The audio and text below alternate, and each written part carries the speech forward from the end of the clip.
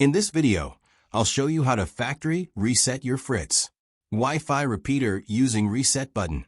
Let's get started. Step 1. Plug in repeater to power.